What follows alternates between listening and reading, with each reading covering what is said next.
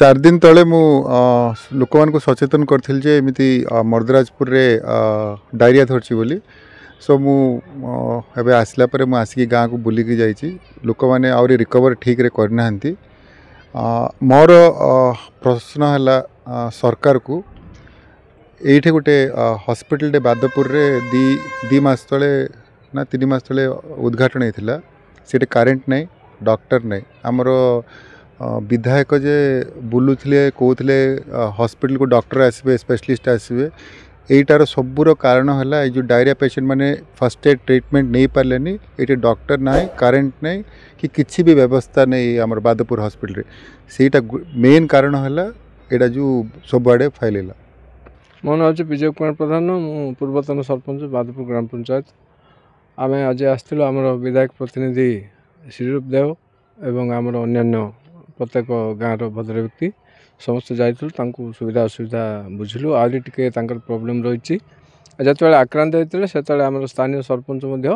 बारंबार परिदर्शन कर हॉस्पिटल जाकर भल कथा बुझीते एस सब आसी पीवा पानी रास्ता घाट भल असार सब कथा से बुझुं ब्लीचिंग किंतु वाटर सप्लाई पीवा पानी खाद्य सब जिनस से आसिक निजे तदारख कर यार आनुषंगिक व्यवस्था हिसाब से जो बादपुर नुआ आम जो सीएससी निर्माण होती आनुषंगिक व्यवस्था बर्तमान सुधा किसी हो पारनी से होता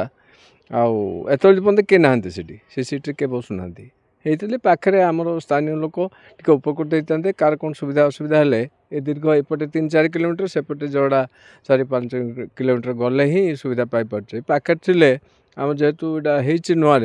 जदि से डॉक्टर व्यवस्था था नर्स व्यवस्था था आज असुविधा हो न था तेणुक आठ स्थानीय प्रशासन प्रति कहीं दृष्टि देला भाया लगुनि तेणु या तुरंत पदक्षेप ने बोलिकी मु आशा रखुँ। जन आरोग्य जोटा उद्घाटन है से ना बेड अच्छी ना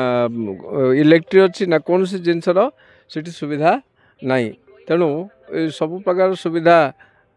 जदि जोगा दि पार लोक उपकृत हो पारे मात्र बर्तमान को उद्घाटन सीना है से कौन वयवस्था